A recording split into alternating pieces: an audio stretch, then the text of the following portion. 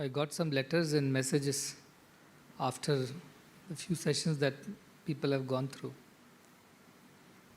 I remembered a story. It seems a person was bitten by a scorpion in his home, in some dark corner, and he went to the doctor and asked for a medicine. So doctor gave an ointment and said, apply it where the scorpion has bitten you. And he went home and applied it on the wall and came back and said, no improvement at all. Where did you apply? Where the scorpion had bitten. Then it should have helped you by now. Where did you apply exactly? Show me your leg. He said, not on the leg. I applied it on the wall. You said, applied where the scorpion has bitten me. And that is where it had bitten me, near the corner wall of the house. Some people said, Swami, I am trying to observe my mind, but all the time I am counting 9 seconds. 1, 2, 3, 4, 5, again I missed. Again he starts. I did ask you to count 9 seconds. I asked you to observe the mind. Whether 9 seconds, 90 seconds, I didn't put that. I only gave you the example that day that if you hold for 9 seconds, that is called as dharana. If 9 into 9, you hold for whatever 1.5 minutes, that is dhyana. And if you continue this phase for 12.5 minutes, naturally it goes, it becomes samadhi on its own. Naturally it becomes samadhi. So it doesn't mean that you keep an alarm for 12.5 minutes and find out whether you got samadhi or not. That's not the way. Counting was not necessary. They got the message wrong. Applied the ointment on the wall. Started counting 9 seconds, multiplied by 9 seconds. Instead of thinking, instead of observing the mind and actually observing whether they're able to hold that mind. Then somebody else is saying, I'm holding the breath but finding it difficult to hold. What time should I hold? Before, after, exhaling, inhaling? I said, holding the breath was not the exercise. Holding the mind was the exercise. Breath was the way to hold the mind. If your mind gets too restless, then hold the breath for some time. But holding breath and counting 9 is not what I told you to do. Did I say that? I said by chance, if you are holding your mind for 9 seconds, it is called dharana. It is as simple. Just to motivate you that it is not an hour-long process. It's not a day-long or a week-long effort. It is just a matter of 9 seconds. If you hold 9 seconds, any thought, even thought of gulab jamun or a samosa for 9 seconds is dharana only. These are all methods. These are all methods to attain something. That's what I told you. You know how to write. You can write a poem, you can write a story, you can write a letter. Writing is the basis. Likewise, these exercises are the basis of the higher idea of holding the mind steady and holding it pure. Don't have to count 9 seconds and hold breath and observe that you have held the breath for this. That is not, I'm not teaching you Hatha Yoga. How many minutes, start a competition, I held for 50 seconds, how many seconds did you hold for? That is not what was meant to be. What was meant was simply that you observe your mind and try to still it. If it runs too much, slow down your breathing, mind will calm down, then again observe the mind. If mind is still not controllable, okay, hold the breath for some time, again observe the mind. Observing the mind is the activity, the intention, not holding the breath, not counting the seconds.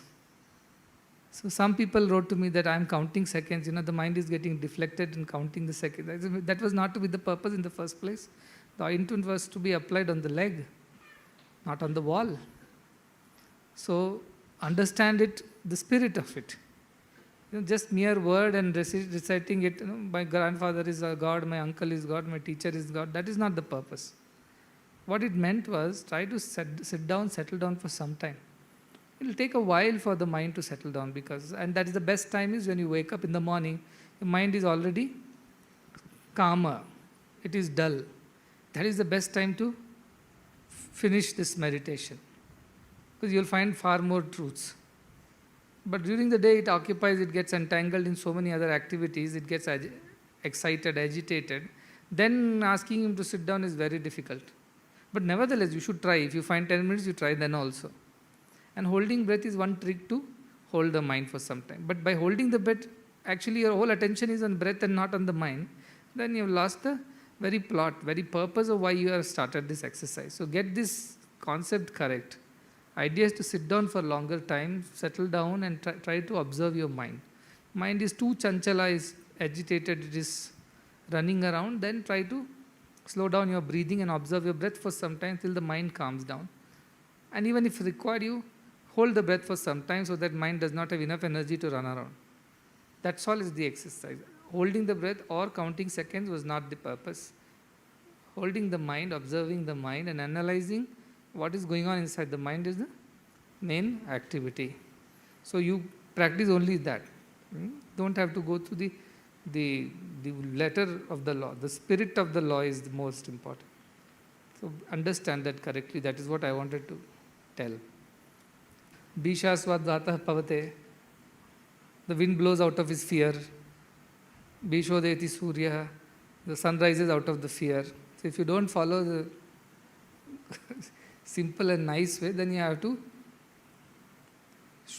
be strict as a teacher. If he tells nicely, see, do this homework, study, do your assignments. You don't do it, what happens next day?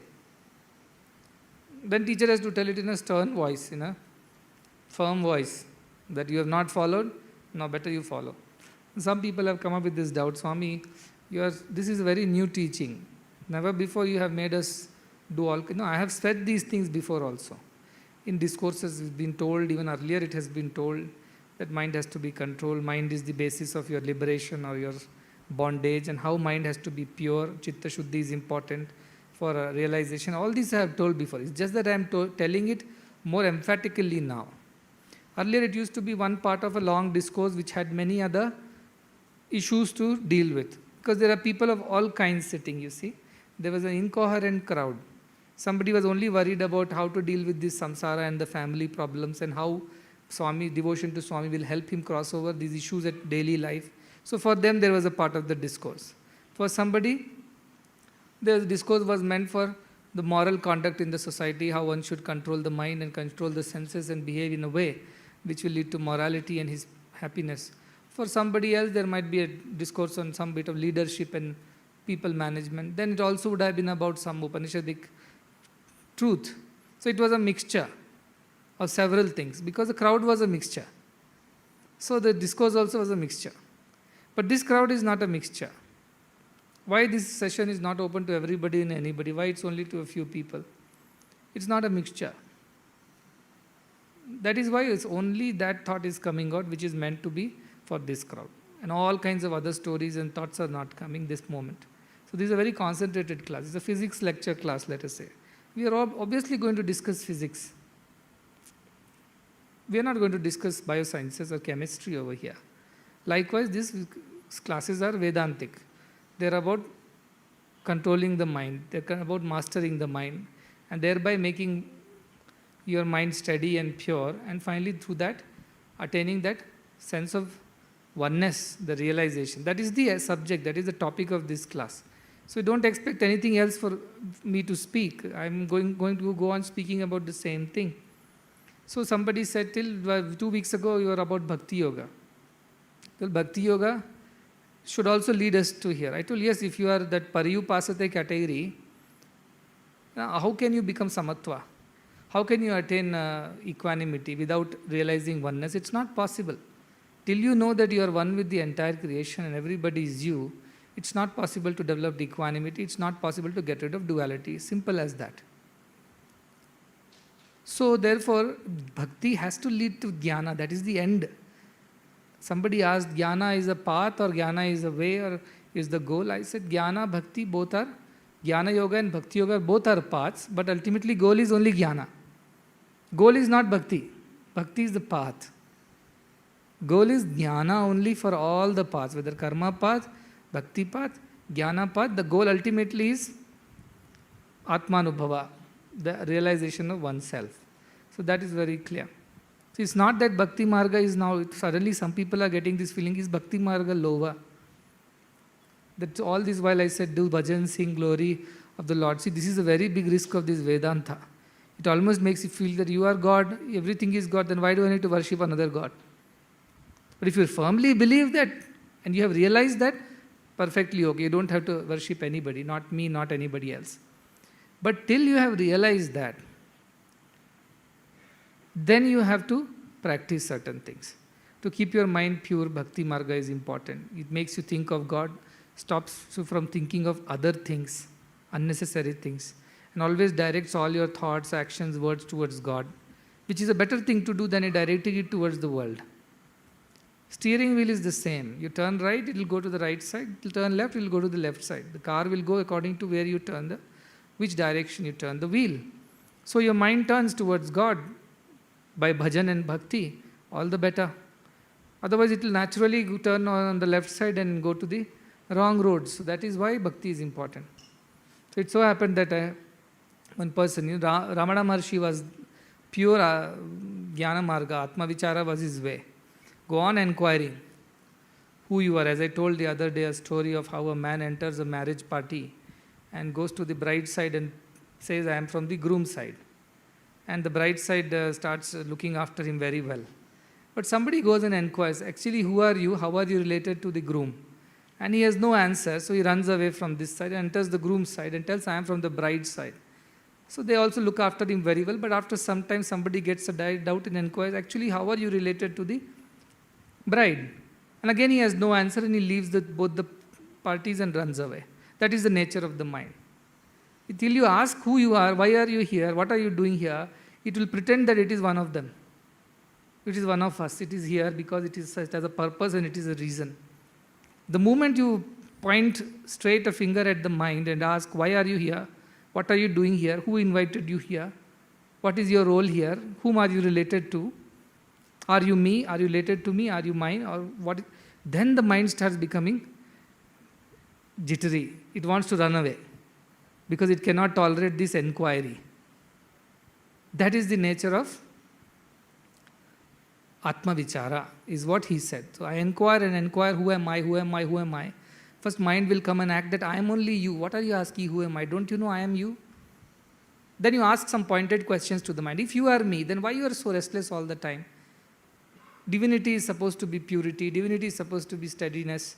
Divinity is supposed to be equanimity. Why are you always get agitated with small things? Why do you get excited about good things?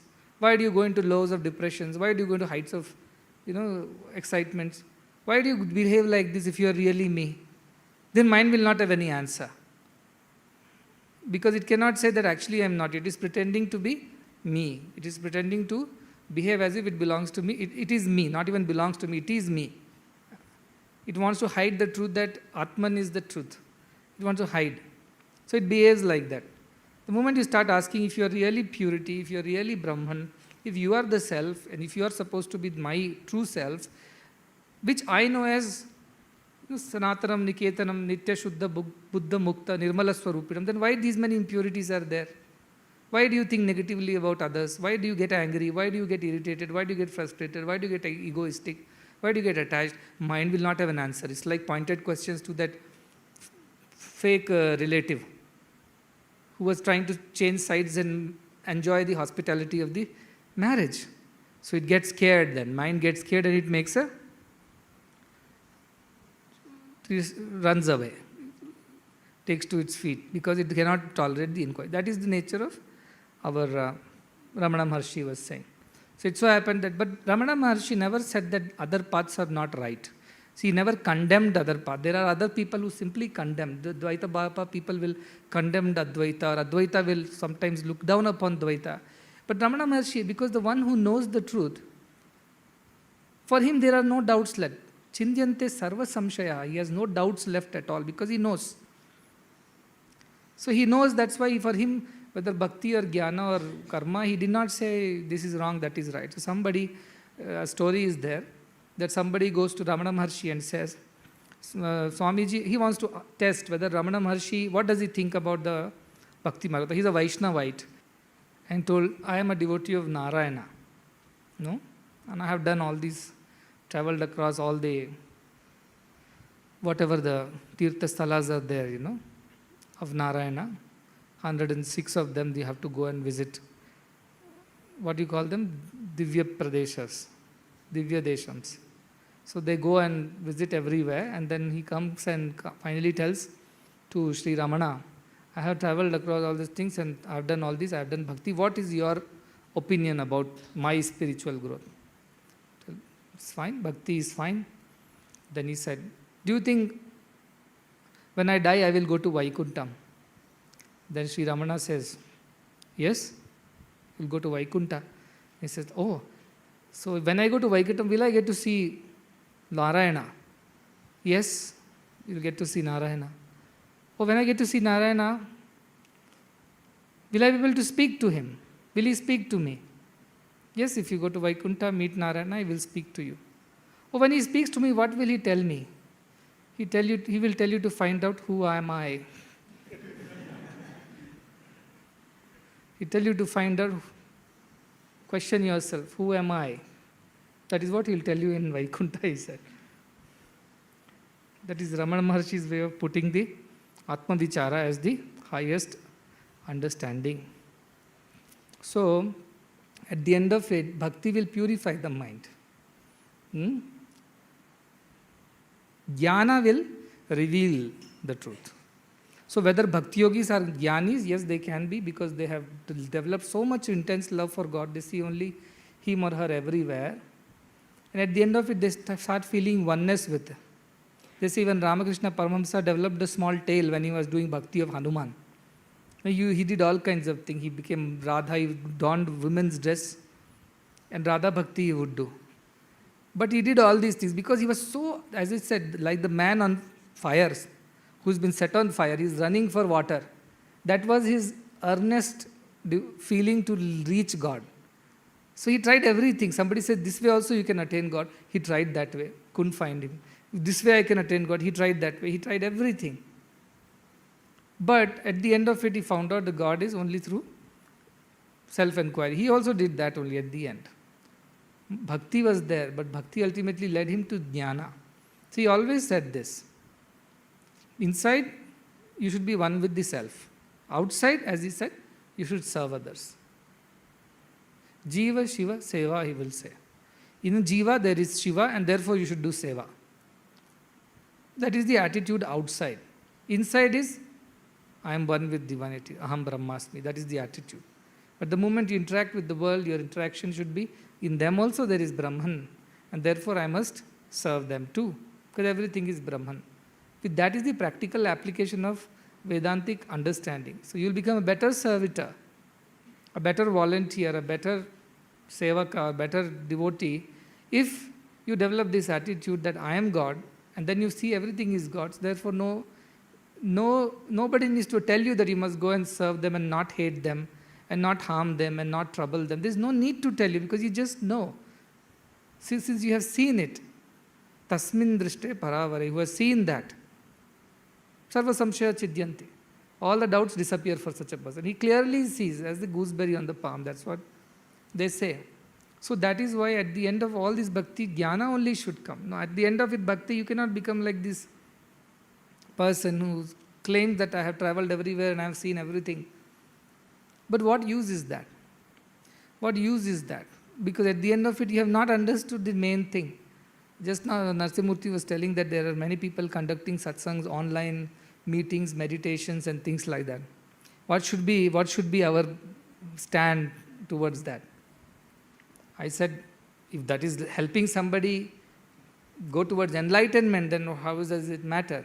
But if it's mere entertainment, then I don't think it is a nice thing to do. You simply sit 2 hours, listen to something and then feel, oh, I have done my duty for the day, I have definitely finished my spiritual activity for the day. That doesn't help anybody. That does not help. But if that is actually leading to enlightenment, but a lot of people simply sit down and, they just want to pass time basically, time pass. They want to pass time, so what do? They sit down and go on discussing the same thing over and over again, and they're excited to tell their viewpoints, that how they look at it. It's all intellectual exercise. They want it to be acknowledged. Everybody should tell, oh, what a wonderful insight you brought. We never knew this thought. They get some kind of a kick. That is what I said, sattvic desires. You're discussing God, you're discussing good things, but at that purpose, somebody should appreciate the kind of insights I have developed about spirituality. Somebody should consider me also as a chota mota guru at least in this place. Somebody should at least acknowledge that I am growing spiritually, evolving. With that attitude also people put efforts. But that is why I said that is a gold chains. It's not as bad as a iron and a copper chain, but chain is a chain. It still binds you. It doesn't allow you to escape. So don't pass your time in entertaining yourself.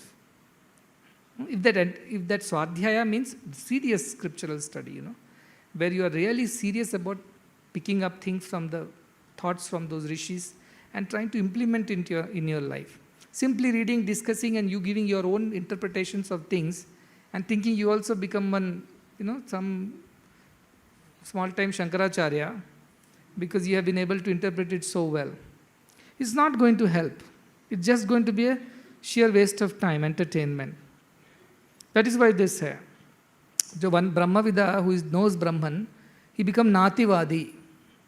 He speaks less. He doesn't need to speak. In fact, I don't feel like speaking most of the times. Almost now in one day, you ask them, even they ask for interview, I don't call them. This 5:30 to 8 is the only time I come. Till 6:30 I am quiet, 6:30, 7, till actually 7 I am quiet because he is speaking. After 7 only or somewhere there I speak. I speak for an hour. So in 24 hours of the day, I actually am speaking only for 1 hour. And that 1 hour is this satsang hour. 33 hours I am not speaking to anyone unnecessarily. Because some necessity is there. Now there are one more category. Maunam means you have to dump charads for them.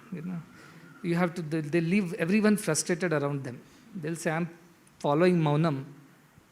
Then you go and sit in one corner and don't interact with everybody. There is one person, Maunam person. Now, these are all those people who apply the ointment on the wall. That is why I'm telling. These kind of online satsangas and discussions, and each telling his point. Maybe this was what Shankaracharya meant. Maybe that is what he meant.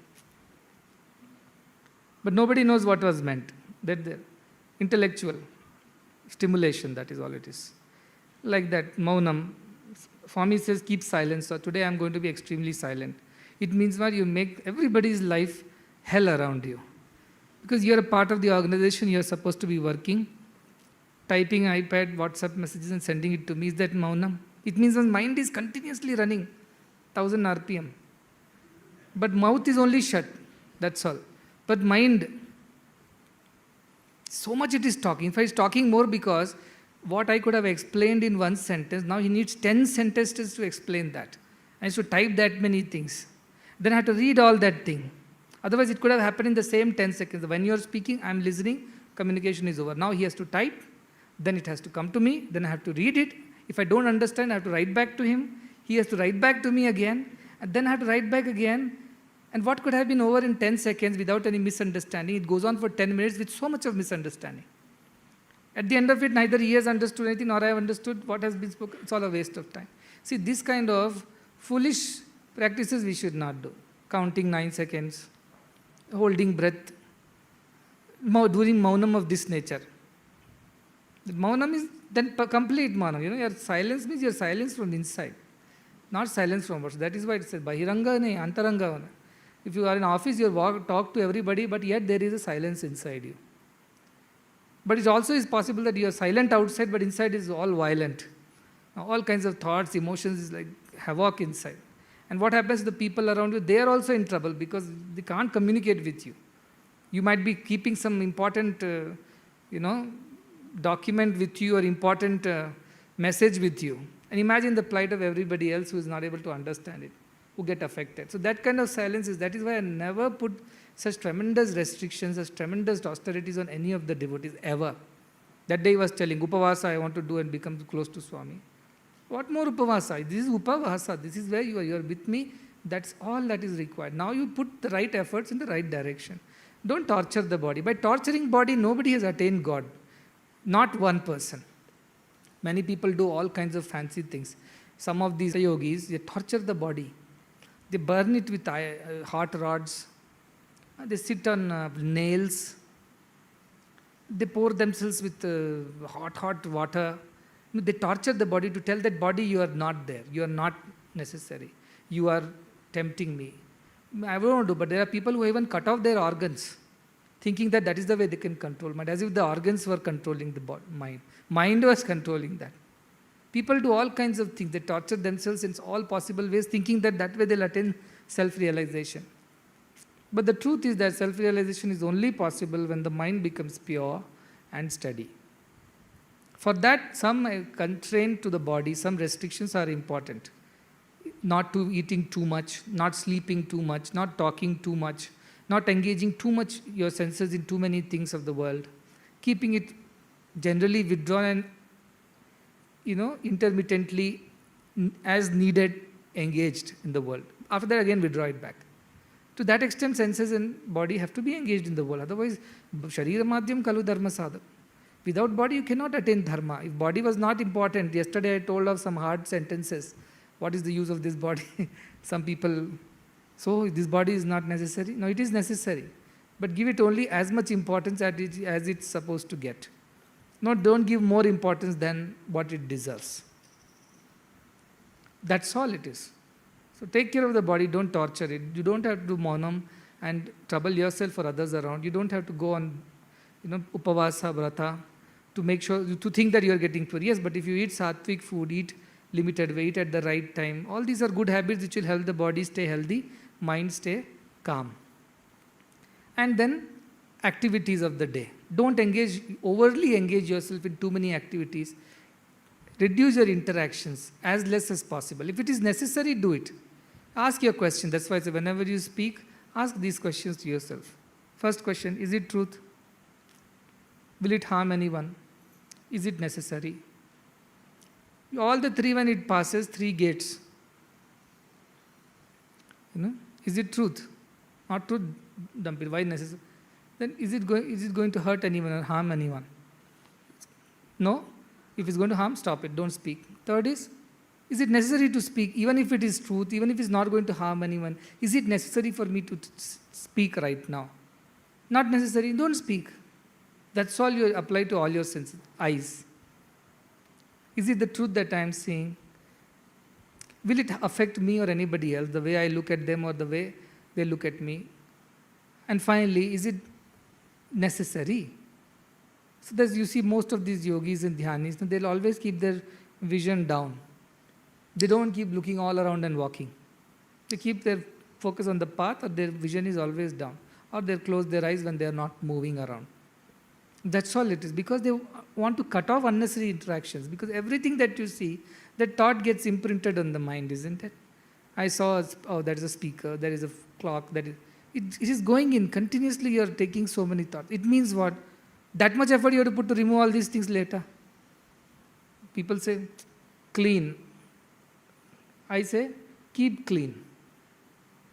Why dirty it and then clean it? Keep it clean in the first place. There is no necessity of going and cleaning again. A hostel, teachers, wardens will go. Boys, clean up the room, girls, clean up the room. I am saying, don't clean. Keep clean. Always keep it clean. Don't allow the dirt to come in the first place. That solves half of your struggles. Otherwise, the dirt comes in, you careless, things get dirty. Then you have to put another days of effort to get rid of it. But if you are always careful that not allowing the dirt to come in through your eyes, ears, nose, mouth, skin, whatever, then your half the problem is solved. Half of your effort is taken care of. When you sit down for meditation, half of the junk is not to be removed at all, because it's not there in the first place. Only when it enters you through these senses, that is when it gets lodged in the mind somewhere. Somebody very interestingly said, today I was meditating and some very old memories came which I never thought of it in the last whatever number of years, 25, 30 years. Some childhood. I told, that is what it means now. It means you're going deeper in your mind. There are levels, you see. Have you seen these rocks, sedimentary rocks? They study the age of the earth by looking at the sedimentary rocks, because they are various sediments. One sediment might have happened now, one maybe 500 years ago, before that 1,000 years ago and 2,000 years ago. So you can see the layers in that. That's how mind is. Over many, many births, layers and sediments after sediments have been deposited. And the sum total of it is all your vasanas and samskaras which are there in you. But the reason for those vasanas and samskaras are deep embedded experiences and thoughts that you have collected over many births. So when you are, or a cupboard is there, let's say 10 shelves are there. The first shelf you clean, they are all the recent things which you generally use or don't use. Second shelf you go, there are the things of last year. Third shelf you go, it is the things of 2 years back. Fourth shelf you'll find something which was 5 years ago you had kept there. By the time you reach the lowest shelf, you might find things were there from your childhood. Likewise, your mind has layers and layers and layers of thoughts, and that's why the mind is what is it? Like a cloth, piece of cloth. Thoughts are interwoven, that is what is mind is. Remove all the thoughts, mind disappears, I say, thread by thread. So all these thoughts are there in your mind. The more thought, the thicker the cloth. The dirtier thought, the dirtier the cloth. But even if it's white and positive like this, even then it's a cloth. It hides my vision. So every thought. So don't acquire more thoughts is my whole effort. Don't acquire unnecessary more thoughts. Limit your interactions. Keep it to only bare minimum, bare necessity, not beyond that. Avoid all the interactions. What will you do at the rest of the time? Observe your mind. I've given you an exercise. You will say, oh, if a mind is not involved in talking and eating and doing all kinds of things, then what should I do with the mind? Observe the mind during that time. That's a good exercise for you. So instead of spending that time in your day chatting with somebody and observing what she has worn and what necklace she has and what bangles she has, rather you observe yourself, isn't it? If you don't talk to two people in two extra people in one day without any necessity, what can you do those 20 minutes? You can actually observe yourself, where your mind is going and what are the things it's running. Has it become any cleaner? Has it become any steadier? See, that is the exercise. Why should you not benefit yourself by observing yourself? Why should you go and tell others about what they should do and they should not do? Why don't you use that time to observe yourself and improve yourself? That is the whole question I'm asking. So don't take to these foolish practices. Don't unnecessarily sleep too less or eat too less or don't eat at all or don't talk at all. Don't do all these kinds of foolish things. That is not the sadhana. Then you will get agitated, you will get disinterested with whole thing. You will feel this is so horrible, this is terrible. That's why I have not told that. I'm not saying give up all your clothing and jewelry and just wear this one robe and roam around, shave your head. I'm not saying don't wear chappals, don't wear this, don't wear watch, don't wear, eat food. I'm not saying any of these things because I know for sure that all these are only mediums and means to attain purity of mind. But if they are restricted and limited, that itself is good enough. You don't have to go to the extreme. I always say avoid the extremes. Ati sarvatra varjayet. Extremes are to be avoided everywhere. Even in sadhana, extremes have to be avoided. So just keep your interactions minimal. Don't talk unnecessary. Don't eat unnecessary. Don't sleep beyond what your body requires. Don't interact with too many people during the day if it is not necessary. So ask this question, is it what will lead me to truth? Is it necessary? If it's not, then just avoid them straight away. So it doesn't mean that tomorrow bhajan sadhar you have to have a bhajan practice, you have to talk to each other. You talk, that is a necessity. But after that practice, do you need to still gossip? Not necessary. So those is the viveka you have to use. This is unnecessary, this is okay, this is not okay. That practice if you keep doing and make it a habit is like sharpening the knife. And the knife can be used for anything. You can cut vegetables, cut fruits, cut your finger. But sharpening of the knife is this sharpening of the mind. That your mind becomes steady and pure and is obedient to you.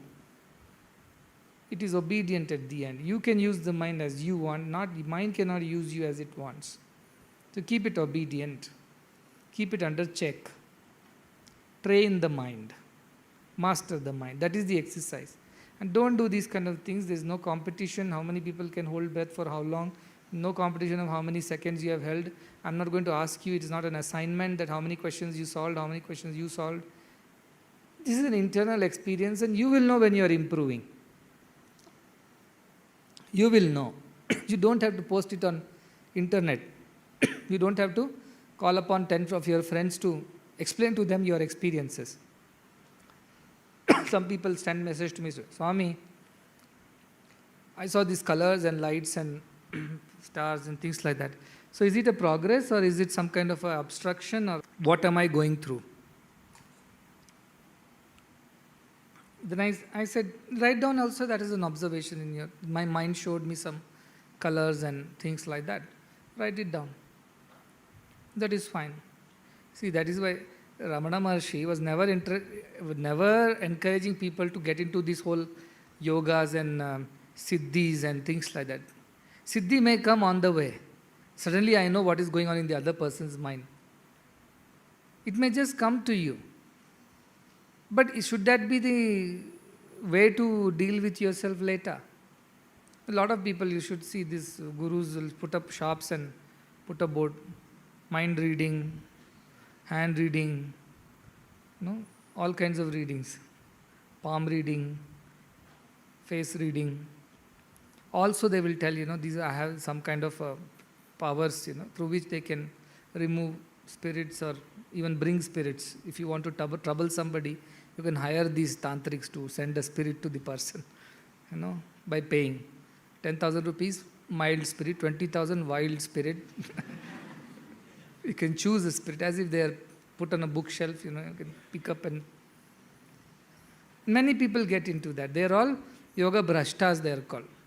They got into yoga with the ultimate idea of reaching God. But on the way they got very excited. Why they got excited? Because their mind is still immature. It forgot the very purpose of why it started on the journey. And then it gets entangled and engaged in all kinds of things. So it so happened that once Yukteswar Giri Maharaj, Paramahamsa Yogananda's Guruji is. So he was a very simple man, living in a small ashram, cleaning his own place. It seemed so happened that once Paramahamsa Yogananda went there, he was a young, mature, apprentice kind of, not yet called a disciple also. But he went there, and he was, Yukteswar Giri was cleaning the room with a broom. And Paramahamsa Yogananda thought, how could he clean? Please give me the broom. But in his thought, he had that what kind of Guruji he will be. He's cleaning his room, nobody's around him. So all those 1, 2, 3, 4, 5 checklist of Guru is not applicable. And Yukteswar Giri read the mind of this Paramahamsa Yogananda, that this fellow is doubting my, the genuinity of the whole thing. So he simply went to him because he told, what you think those who clean the rooms, they are not jnanis. He said like this and just touched him gently. And that moment, the entire world around Paramahamsa Yogananda, as he describes, melted away. Melted away into a haze. And there were no objects with no fixed, shapes and borders. Everything was a continuum. He could read the mind of Paramahamsa Yogananda. Another occasion, it so happened that one disciple, when Yukteswar Giri was giving a lecture like this, one or two disciples one disciple was particularly not paying attention, and his thought was running somewhere else. And then Yukteswar Giri caught his thought and told, see, this is what you are thinking, and stop thinking, pay attention. So Paramahamsa Yogananda thought that, so Yukteswar Giri can read minds, this is a great power that he has. It means he can know anything and everything that is going on in the mind of the other person. At that time Yukteswar Giri explains to him saying that, though I can, but that is not how I do. This is just an exception because his mind was going somewhere and he would miss out on a very important upadesha. That's why I did this. But this is not my way, that I go on getting inside people's bodies and minds and find out what's going on. That is not. It may be natural to me, but it is not what I am here for. So when people get into all these kinds of paths, it's possible somebody had a very deep experience of great peace, and they thought it's a nice thing. But it need not go on the internet. It need not get posted on your social media. But most of the people now, that is what I am saying, Satvik Buddhi. Satvik thought means spiritual ambition, this is. The worldly ambitions are there, but these are spiritual ambitions. I should be known and seen as somebody who is evolving spiritually. And the moment I had a half a ounce of experience, I talk 20 tons of the explanation to everybody. You know what, I went through this, I went through this. But that is not the approach. See, then your mind will always be excited. When is the next time I can experience this so that I can post again? Or I can talk to people again. That is not there. This is just your very deep personal experience. And keep it to yourself, because it will perhaps can frustrate the next person, if not encourage or motivate. Somebody may think, why should that fellow get this? Why am I not getting? Why unnecessarily go and disturb their thought process? Then instead of meditating on me or Atman, they'll be meditating on you. Why that fellow got this experience? That is not the right way. So these are some of the things to be avoided. So I have told you do's, and I am also telling you don'ts. Do's: keep yourself clean, place clean, find a quiet corner, nice time in the sense when you have less interactions, things are silent around, your mind won't get distracted by different sounds and other things which are happening, activities, so that can remain focused. And then use that time primarily to observe your mind, as long as you can comfortably do it. You will know, like when you eat food, you know when your stomach is full. Like that, when you are sitting down, you know at this point in time, after this it's not happening. So you can abandon then, whatever you have noted down or done thing, fine. Again you find another time, 10, 15, 20 minutes. So everybody's capacity is different, everybody's ability is different. So accordingly you practice. There's no need to compare notes. How many hours, how many minutes, how many seconds, no need of counting. Don't even make a record of how many minutes you sat today or how many minutes you sat next day, because that is one thought that will get inside your head and you will try to overdo yourself or outdo yourself every day. Just do as much is possible for that day. You sat down 5 minutes alone, you could sit. After 5 minutes, your mind is not letting you sit, fine. You say, okay, I'll come back again when mind is a little more peaceful. Then find another 5 minutes or 10 minutes during the day. Next day you sat and suddenly it felt so nice and you went off for 20 minutes on, you're on the run. All right, enjoy that also. Third day you couldn't sit even for half a minute because whatever you tried, this mind has understood you're trying to control him. So it will also fight back, put up a good fight. So probably third day it won't just allow you to sit at all. All right. But you notice how this mind behaves, how this fake relative, puts up the drama. I am all yours. Actually, you and I are one. We are same. It will tell you all kinds of things, sometimes sweetly, sometimes harshly. But watch over this thing, that this fellow is fooling me. This mind is fooling me because it doesn't want to die. Who wants to die? Even mind doesn't want to die. It knows only when it dies can you know the truth. Its absence is your presence. So how can you have both? Air is there, then water cannot be there. Water is there, air cannot be there in the vessel. So as you start pouring of water, air has to go out. The mind doesn't want to leave you. Because that is the only way it can bind you to this earth and earthly ways. That is the job given to the mind.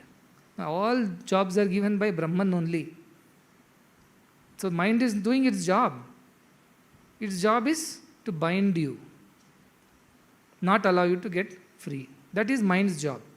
But the movements is beautiful. Ashtavakra. Nirvasanam harim društva tushnim vishayadantinaha. The moment the lion of desirelessness appears on the scene, the elephants of the senses go silent. The moment the lion of desirelessness appears, the elephants of all the senses, Vishaya Dantinaha, all elephants are compared to senses which are very big and powerful and mighty compared to, have you seen a group of elephants ravaging a forest? Oh, they are so terrible.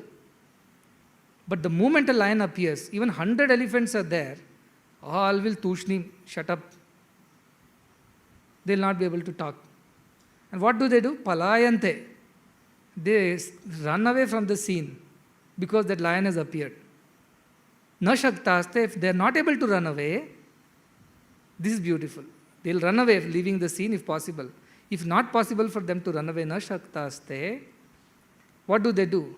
Sevante krutachatavaha. They become the servants of that lion and obey him. That is the power of a desireless man. He is like a lion. His desirelessness is the power of the lion. Hundreds of mighty elephants of senses will be there, elephantine senses. They all will shut up and run away. If they can't run away, they will shut up and obey. There is the power of man who is desireless.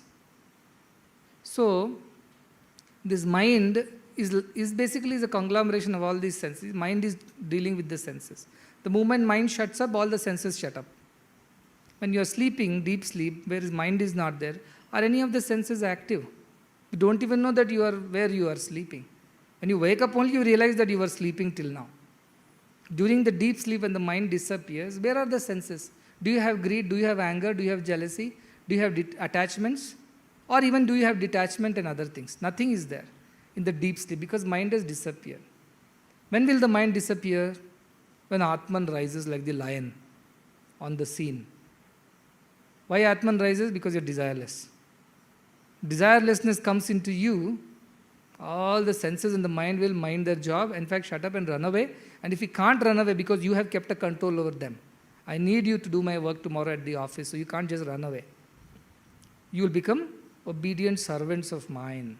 You command. That is why I keep on saying, reduce your thoughts, reduce your desire, reduce your thought, reduce your desire. So this week has been the exercise only to ensure that we are identifying our thoughts, all that unnecessary in the cupboard, unwanted, misfit. We are segregating now. Waste, how we segregate. Oh, this has to go to the junkyard. This has to be recycled. This has to be kept.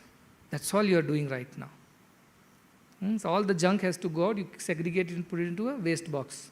All that is to be recycled, renewed, cleaned up. Keep it in the other bin.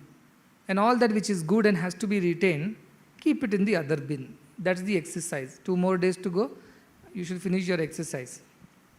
I'm not saying that all of you would have cleaned up the whole cupboard. It's possible that you all only would have gone till 2 shelves or 3 shelves, depending on how much effort you have put. It's equivalent to the effort that you have put. You have 10 shelf cupboard full of things. But you have only put effort to clean 2 shelves, then what can I do? If you have put all the effort to clean up all the things, according to me, 1 week of a 20 minutes per day observation of mind at different points, not same point, was good enough to clean up the cupboards of the entire past births, according to me. If you had done 7 days or 20 minutes of sincere effort of identifying your thoughts, by now you should have segregated, identified all that which you have accumulated for all the births that you have ever taken so far. But if you have not done that, then know for sure that some cupboards have not yet been cleaned up. So you have to keep this exercise going as in one. But I will move on to the next chapter because this week is what we have allowed ourselves to do this. I will move on to the next chapter and I explain to you how to get rid of the tamas, how to control the rajas, and how to encourage the sattva. That is the next phase. Throw away the tamas, the garbage, unwanted.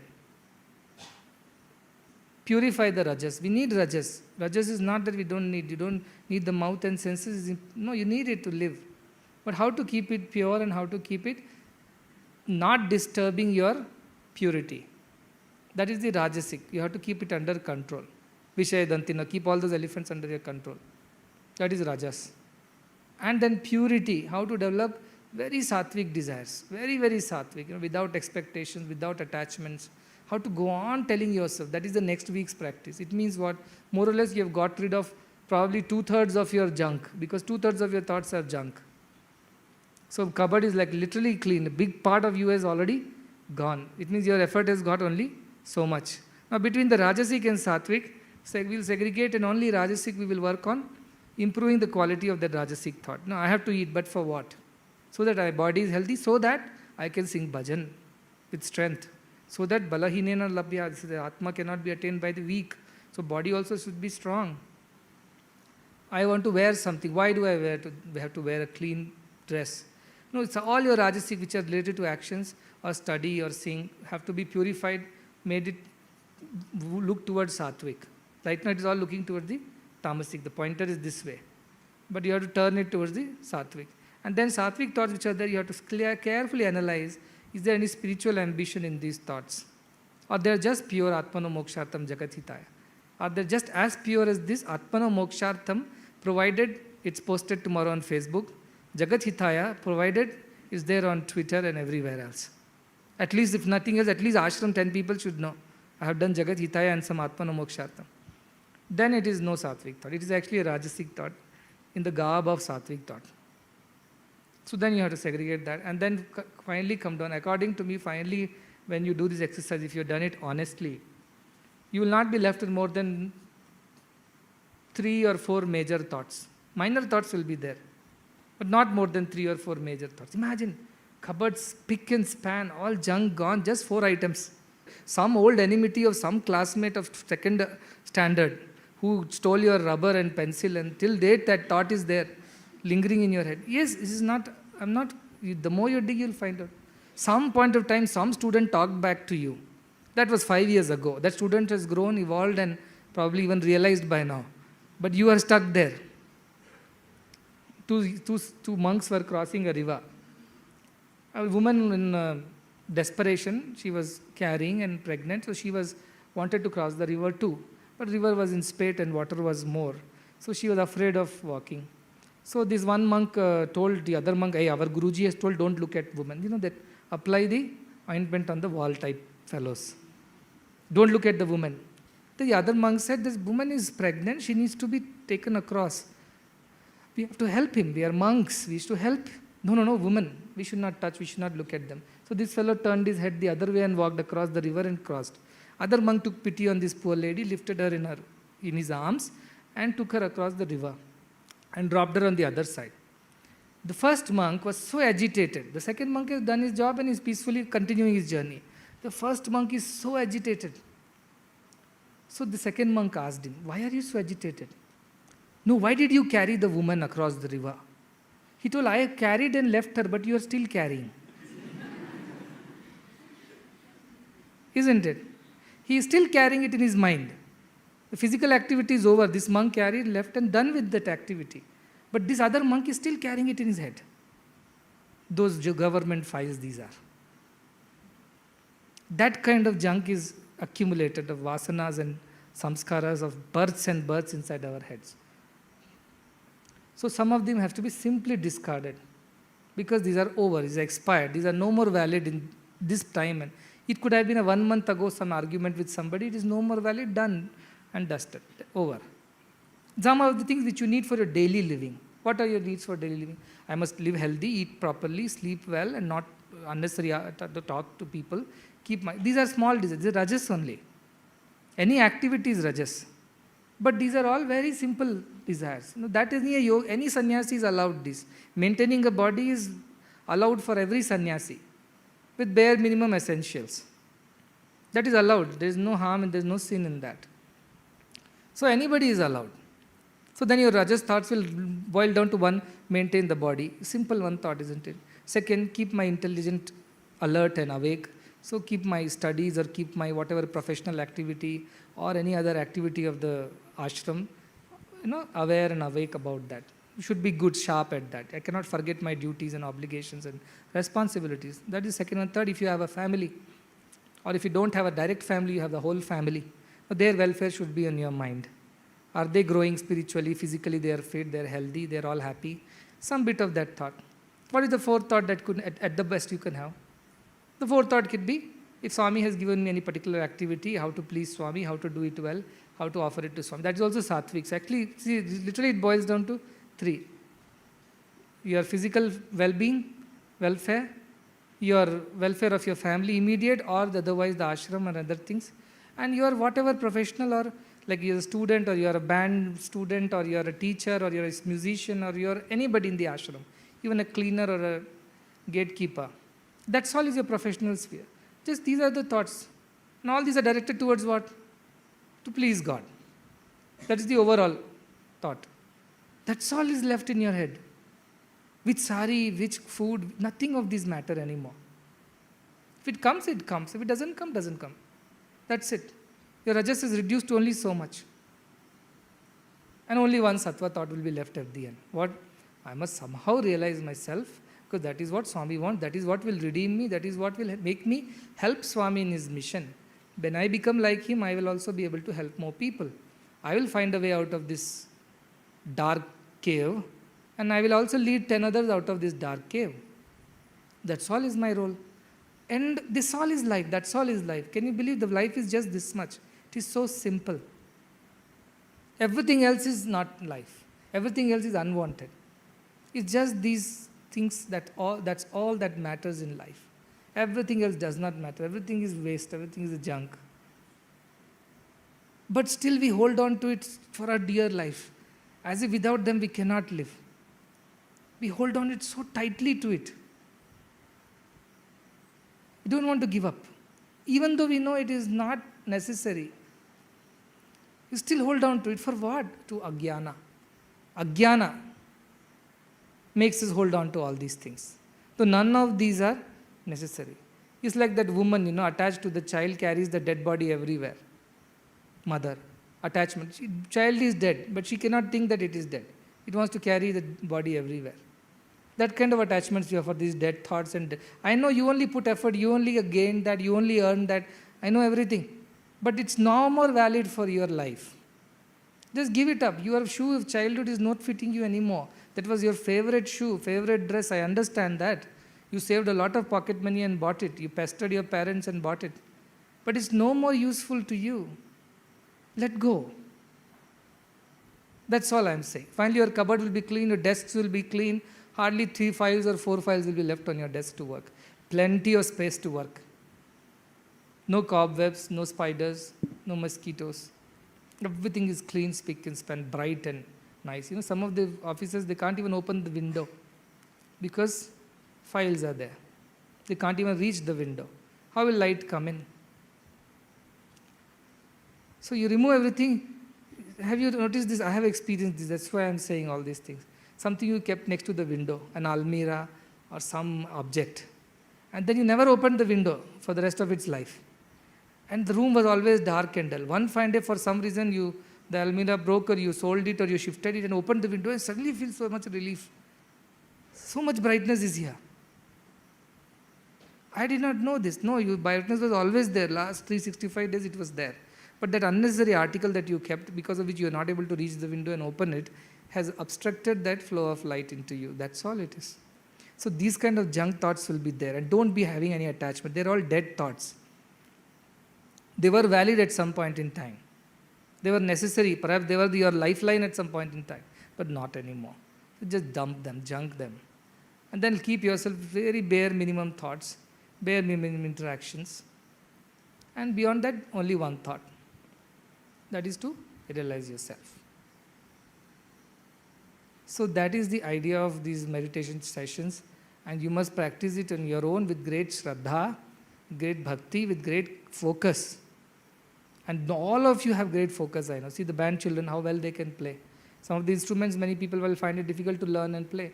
See amount of focus, they can stand 2-3 hours and play very focusedly. Every single note they're focusing on. You can sing bhajans with so much of focus. How is it possible if you did not have, if you tell, no Swami, I don't have concentration of mind, you are lying. You have concentration of mind. When you watch a nice movie, your whole mind is concentrated. You can remember the story, scene by scene, dialogue by dialogue. You have concentration. But you have used it for something else. I am telling you, use it for this. That's all. You shift manomulam. You shift the mind from that side to this side. Everything changes from worldly to spiritual. That is Baddha Jivana. This is Buddha Jivana. That is bonded life. This is aware life, Buddha. He said Buddha. His name Buddha was because he was aware. That awareness will come. With that awareness, you do any activity, no joy, no sorrow, no duality will touch you. You'll be able to go through the entire life without actually getting affected. Always equanimous. Imagine what a beautiful life that would be. Look at the promise at the end of this road. How much motivation that should be, that never I have to suffer in my life? Yes. And in lifetimes, you don't have to suffer. You mean never? Not a single day? Yes, not a single day. You mean not a single moment? Yes, not a single moment. That is what is awaiting at the other end of this road. And as I said, again I am repeating, your thresholds are so low, the low tide is there. Easier to cross over. Even if you don't know how to swim, you can walk over the water and reach the other end right now. Otherwise, when the water goes up, then you have to learn swimming or wait for a boatman. You cannot walk and cross. So it is that time and that situation. Please pay attention.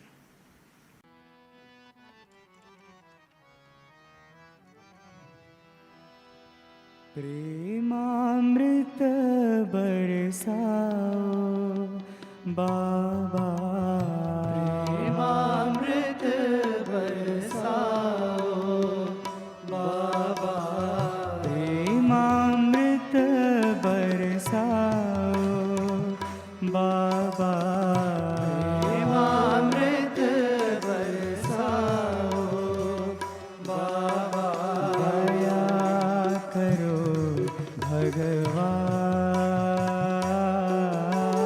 दया करो भगवान, कृपा करो भगवान, कृपा करो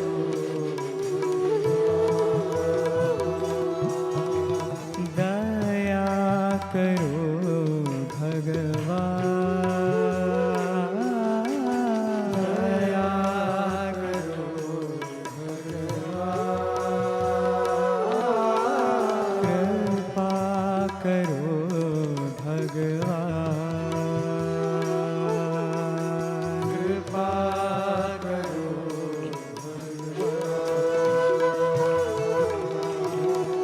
तुम्हारी दया बिन कैसा जीवन, तुम्हारी दया बिन कैसा जीवन, तुम्हारी दया बिन कैसा जीवन, तुम्हारी दया बिन कैसा जीवन, रोम रोम में बसने वाले राम,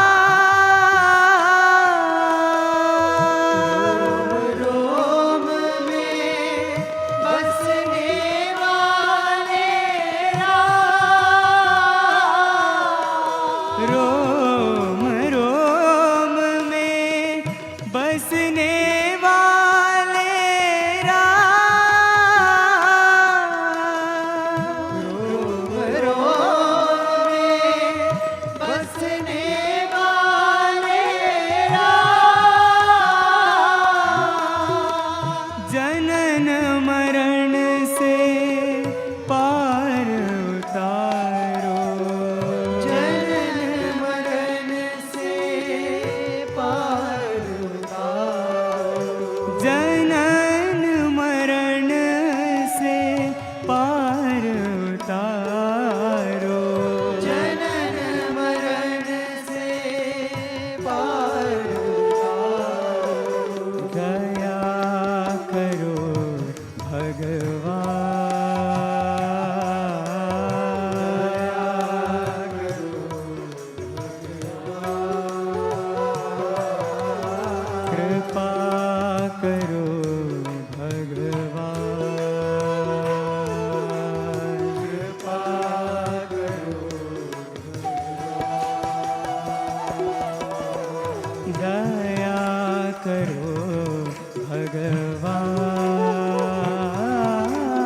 दया करो भगवान, कृपा करो भगवान,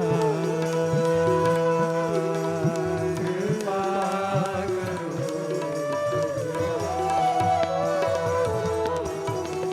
प्रेमामृत बरसाओ बाबा, प्रेमामृत बरसाओ बाबा, दया करो भगवान, दया करो भगवान, कृपा करो भगवान, कृपा करो तुम्हारी दया बिन कैसा जीवन, तुम्हारी दया बिन कैसा जीवन, रोम रोम में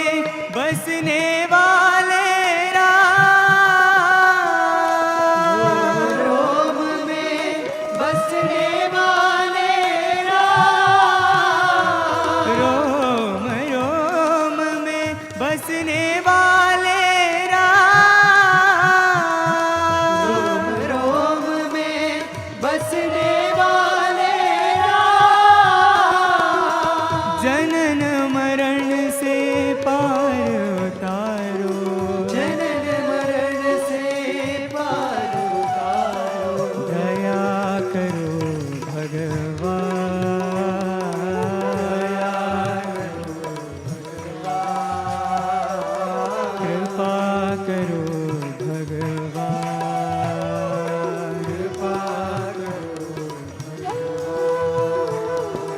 दया करो भगवान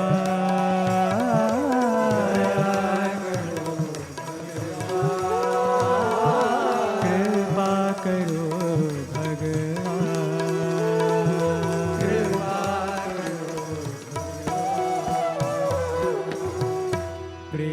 प्रेमामृत बरसाओ बाबा